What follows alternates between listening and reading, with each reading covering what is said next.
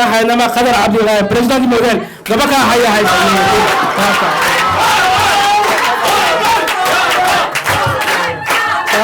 السلام عليكم ريكا تلتوا وسلامتين مركا وهريسا أدبان وقفر أحسن الله رنتي ريكا تلتوا سو شيء ولا كي داهل أحسن كيواتي لكم ولا رايو dad in lama kala qaadi karayo saa la soo sheegay asal baatihiin wax kastana maanta waxa jira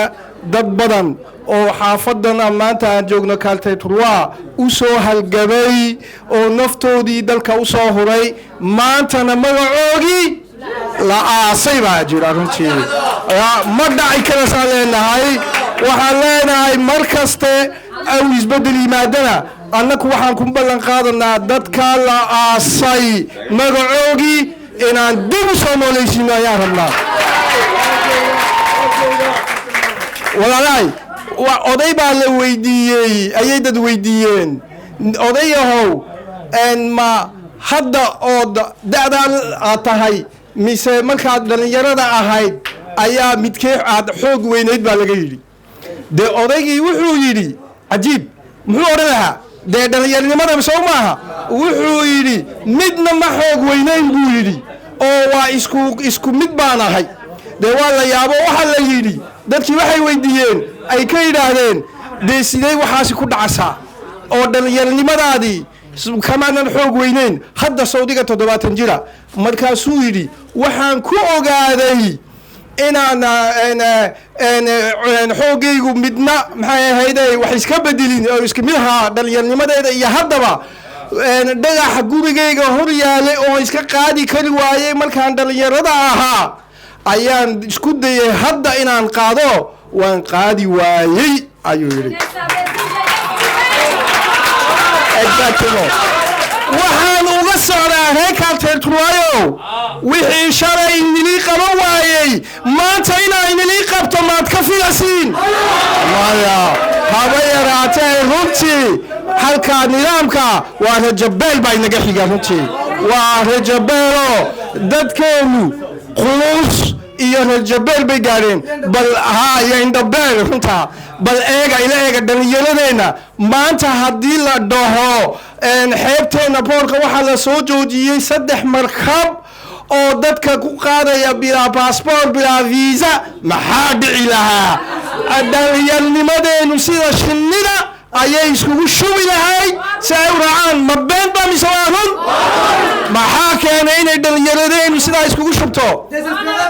desespere rajoonelnimo rajo la-aan quus baa la gaadhay walaalahayo dee ma wakti la calaacalo ayaynu joognaa maya calaacal dee calaacali mayno dee runtii calaacal waa tii la yidhi waa rag ceebtii baa la yidhi dee maynu hadal maynu hadli un maya hadalna dee waa tii hore loo yidhi haan ma buuxshee waxaynu u baahan nahay sidii hore loo soo yidhi hadal yar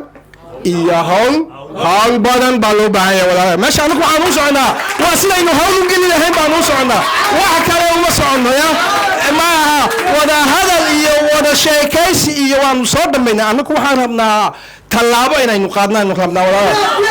hawlna waxay u baahan tahay laba shay bay u baahan tahay waxay u baahan tahay dhiiranaan bay u baahan tahay waxaagiina rabtid bay u baahan tahay waxayna u baahan tahay geesinimo ayay u baahan tahay